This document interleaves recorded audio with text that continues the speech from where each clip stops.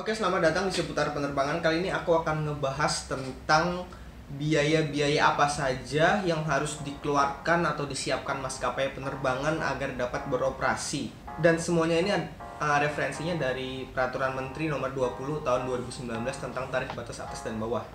Sekitar tahun lalu memang baru dibikin menggantikan peraturan menteri sebelumnya. Jadi sebenarnya itu biaya-biaya yang harus disiapkan atau ditanggung maskapai penerbangan itu sebenarnya ada dua secara garis besar, yaitu adalah biaya langsung dan biaya tidak langsung. Sementara itu untuk biaya langsung sendiri dibagi menjadi dua lagi, yaitu biaya operasi langsung tetap atau tidak berubah-ubah, dan yang kedua ialah biaya operasi langsung variabel atau berubah-ubah tergantung situasi yang ada. Jadi yang pertama ialah biaya operasi langsung tetap atau fixed cost. Di peraturan menteri ini, di peraturan menteri nomor 20 ini dinyatakan ada beberapa poin biaya operasi langsung tetap atau fixed cost, yaitu yang pertama biaya penyusutan atau depresiasi, dan bisa juga dikategorikan sebagai biaya sewa pesawat. Yang kedua ada biaya asuransi, dan ini ialah dalam kategori ini ialah asuransi pesawat. Dan kemudian yang ketiga ialah biaya gaji tetap kru,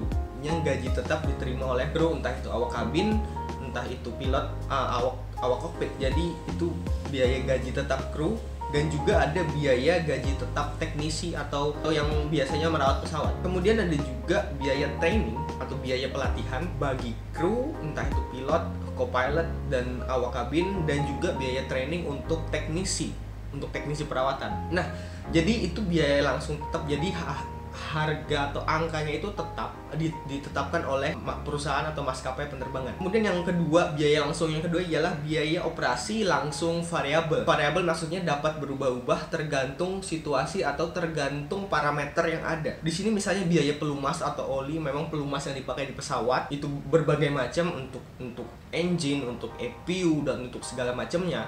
Itu biaya pelumas, itu operasinya langsung tapi variabel karena memang bervariasi, karena memang ada pesawat ini membutuhkan olinya berapa liter, pesawat ini membutuhkan oli berapa liter. Jadi tidak tetap dan tergantung penggunaan pesawat ini juga. Jika pesawatnya semakin sering terbang, maka penggunaan olinya itu semakin banyak juga. Nah, yang kedua ada biaya fuel atau biaya bahan bakar. Ini juga bervariasi, dapat berubah sewaktu-waktu karena memang tergantung penggunaan pesawat tersebut. Semakin jauh, semakin banyak fuel yang digunakan, semakin sering terbang, semakin banyak juga fuel yang digunakan.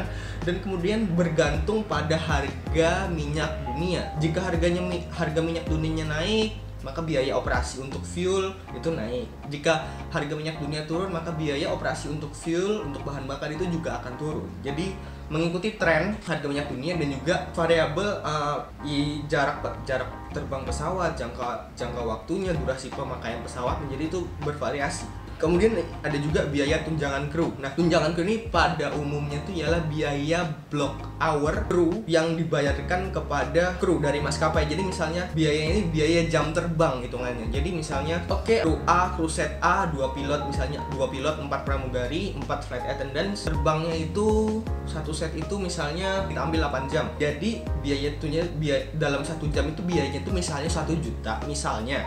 Biaya 1 juta, dan pada hari itu mereka terbang 8 jam, maka biaya tunjangan kru itu atau block hour kru-nya itu 1 juta dikali 8 jam, jadi 8 juta dalam 1 hari, dan itu untuk satu set kru.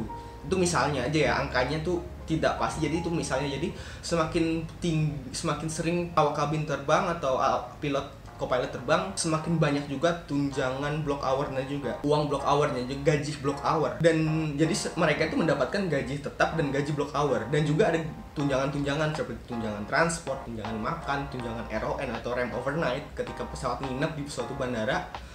Pesawatnya tiba malam, kemudian nginep, kemudian besok pagi atau 2 hari lagi mereka terbang. Itu ada biaya, ada tunjangan yang diberikan maskapai, itu tunjangan seperti makan, seperti uang sangu lah hitungannya. Jadi itu biaya tunjangan gue tuh seperti itu. Kemudian ada biaya maintenance atau biaya perawatan pesawat. Jadi ini mencakup segala macam aspek untuk maintenance. Dan ini memang berubah-ubah karena memang maintenance itu terjadwal, cuman kan yang diperlukan itu berbeda-beda pada tiap tiap pesawat. Pesawat ini ternyata maintenance-nya segini, pesawat tipe A, pesawat tipe B maintenance-nya segini, dan itu memang bervariasi. Tapi itu langsung, makanya dikatakan operasi langsung variabel kan, tapi itu langsung berdampak kepada operasional penerbangan. Kemudian ada biaya jasa bandar udara. Jadi biaya ini dikeluarkan airlines dan ngasih uang kepada bandara kemana mereka landing atau terbang. Jadi misalnya pesawat maskapai A landing atau punya rute dari bandara A ke B misalnya. Jadi mereka tuh bayar di bandara A juga, di bandara B juga. Bayarnya itu apa ya? Mereka hitungannya kan parkir di bandara tersebut. Jadi mereka itu bayar uang parkir ke bandara tersebut. Nah, ini jadi uang parkir di bandara A bayar karena mereka pakai gate, pakai tangga segala macam, itu ngaruhnya ke ground handling. Tapi ini ya ntar aku jelasin juga, di bandara A bayar parkir, dan mereka mau ke bandara B itu bayar parkir juga kan, mau parkir di bandara B. Fasilitasnya apronnya si bandara B. Jadi mereka bayar parkir ke bandara B juga. Nah, setelah itu ada juga biaya jasa navigasi penerbangan. Nah, navigasi itu bayarnya itu ke Airnav. Airnav itu merupakan Air Navigation atau perusahaan navigasi Indonesia yang dulu masih di bawah Angkasa Pura, sekarang udah spin off, udah keluar, udah misah, jadi navigasi sendiri, Angkasa Pura sendiri ngurus bandara. Navigasi penerbangan itu misalnya dari pesawat terbang dari rute A ke B, kan itu mereka hitungannya minta bantuan kontrol ATC segala macam, ketika terbang minta arah segala macamnya di udara itu mereka melewati ruang udara mana, jadi itu bayar ke Airnav. Jadi karena Air Traffic Service ATS namanya, jadi mereka tuh bayar ke Airnav. Jadi mereka tuh terbang dari suatu kota A ke suatu kota di B misalnya, itu mereka terbang di udara, sebelum terbang pun mereka itu pergi ya, sebelum pushback segala macam mereka kontak ATC. Jadi mereka tuh bayar jasa navigasi penerbangan. Begitu. Kemudian ada juga selanjutnya biaya jasa ground handling penerbangan. Ground handling contohnya misalnya kita masuk bandara, kita check in, itu namanya ground staff, itu salah satu ground handling juga. Yang terkenal itu ada Gapura dan Kokapura. Dan juga kalau yang lebih sering melayani penerbangan internasional itu ada JAS, PT JAS. Itu salah satu ground handling juga. Jadi ground handling itu meliputi banyak sekali aspek, seperti yang kalau kita check in itu ada ground staff untuk check in segala macam, karena itu bukan petugas airline, itu petugas ground handling, ada perusahaannya sendiri ground handling. Kemudian kita masuk ke ruang tunggu segala macam, kemudian kita boarding misalnya, ada petugas ground handling yang bolak-balik segala macam, ngurusin bagasi, ngurusin yang narik dorong kereta bagasi, mas dari gedung terminal menuju pesawat, itu ground handling. Jadi maskapai membayar sejumlah uang untuk ground handling, dan itu termasuk biaya operasi variabel. Kenapa variabel? Karena memang bervariasi tergantung dari jumlah rute, jumlah penerbangan. Jadi itu tidak tetap. Jadi itu masih tergantung berbagai macam parameter. Dan contohnya itu memang jumlah rute. Misalnya semakin banyak rute, memang semakin banyak uang untuk membayar ground handling. Semakin banyak jumlah penerbangan, semakin banyak juga uang yang harus dibayarkan kepada ground handling. Kemudian ada juga biaya catering penerbangan. Mungkin beberapa maskapai tidak menerapkan ini seperti untuk low cost carrier seperti Lion Air misalnya, mereka tidak memberikan catering kepada penumpangnya. Cuman catering ini bisa juga untuk kru, untuk awak kabin, awak penerbangan, untuk catering seperti ya kopi segala macamnya. Jadi biaya catering penerbangan ini biaya langsung variabel. Kenapa variabel juga? Karena memang bervariasi tergantung jumlah penerbangan, tergantung frekuensi penerbangan. Jadi begitu. Kemudian ada juga biaya tidak langsung. Biaya tidak langsung ini sebenarnya itu biaya yang dikeluarkan maskapai tapi tidak langsung mengarah kepada operasional penerbangan. Contohnya itu biaya organisasi. Organisasi di sini itu ialah seperti yang kita tahu itu ada asosiasi pilot di suatu maskapai, asosiasi atau ikatan awak kabin misalnya di suatu maskapai. Jadi itu salah satu biaya yang dikeluarkan maskapai juga untuk berorganisasi. Jadi seperti itu. Kemudian ada juga yang kedua, biaya tidak langsung ini ialah biaya pemasaran atau penjualan, seperti sales and marketing, di mana mereka mempromosikan rute ini, seperti naruh di koran, naruh di billboard, spanduk segala macam. Itu biaya promosi dan penjualan mereka. Jadi, dan itu dikategorikan sebagai biaya tidak langsung. Jadi cara garis besar memang ada dua, biaya langsung dan biaya tidak langsung. Kemudian di biaya langsung ini ada langsung tetap dan langsung variabel.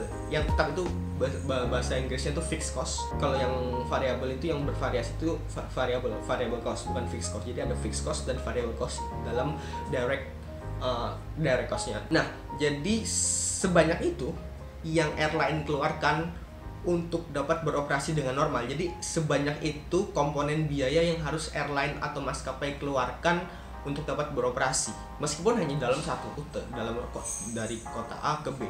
Dan kemudian, karena kita nggak mau bahas negatifnya aja, jadi karena kita udah bahas biaya yang airline keluarkan, dan sekarang aku mau bahas pendapatan yang dapat airline hasilkan untuk menutupi biaya yang airline keluarkan dalam mengoperasikan maskapai penerbangan. Sebenarnya jauh lebih dikit daripada komponennya, itu jauh lebih dikit daripada biaya yang airline keluarkan. Komponen ya, bukan jumlah, komponen. Jadi itu sebenarnya itu ada, secara garis besar memang ada dua. Yang pertama itu jelas tiket sales atau penjualan tiket, pemasukan utamanya. Penjualan tiket dari rute A ke B, B ke C, segala macamnya, itu penjualan tiket itu pasti. Penjualan tiket misalnya rute A ke B 1 juta, plong. Oke. Yang kedua ada ancillary revenue atau pendapatan sampingan tapi cukup membantu airline. Sebenarnya pendapatan sampingan ini atau ancillary revenue ini lebih dimaksimalkan oleh low cost carrier. Seperti apa? Misalnya seperti AirAsia, Indonesia AirAsia, entah itu AirAsia Group segala macam. AirAsia itu menerapkan kalau kita pesan seat ada biaya, dan itu ancillary revenue. Kalau kita mau makan ada biaya yang penumpang bayar, jadi pemasukan kepada airlines. Kalau kita beli aksesoris atau merchandise di airlines, penumpang bayar, mereka dapat duit, airline dapat duit. Kemudian kalau mau nambah bagasi, mereka dapat duit. Jadi ancillary revenue itu lebih dimaksimalkan oleh low cost carrier. Kenapa? Karena kalau full service airlines, makan dikasih, bagasi dikasih gratis, dan pada intinya itu mungkin seat tuh nggak usah milih, nggak usah bayar kalau milih seat. Jadi kalau full service airlines tidak terlalu memaksimalkan ancillary revenue. Dari lebih gencar tuh maskapai low cost carrier seperti AirAsia, Citylink, Lion Air yang lebih memaksimalkan ancillary revenue. Dan juga ada biaya iklan. Kalau kalian misalnya naik LCC itu di kompartemen bagasi di atas itu biasanya ada iklan-iklan seperti kopi apalah, terus minyak apalah, entah itu online travel agent lah, apalah, itu segala macam itu biaya yang airline dapat kan, karena mereka hitungannya menyediakan lapak beriklan. Bisa juga di depan kursi kalian, misalnya di tray table set gitu kan ada kursi, woi dari mana ke mana gitu, atau beli ini dapat ini misalnya gitu. Itu biaya iklan, dan itu yang pendapatan airline, itu uang yang didapatkan airline, biaya advertisement lah kita bilangnya.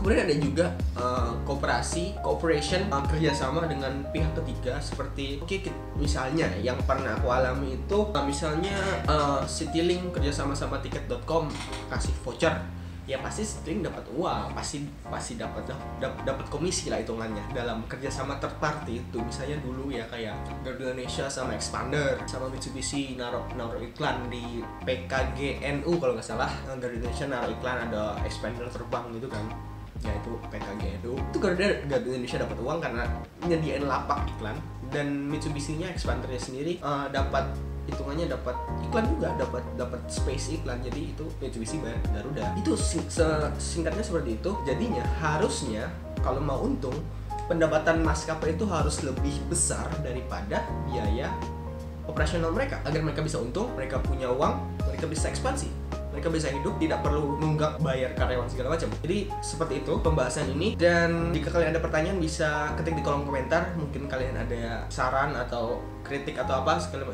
macam, bisa klik di kolom komentar. Jadi sekian dulu dari seputar penerbangan.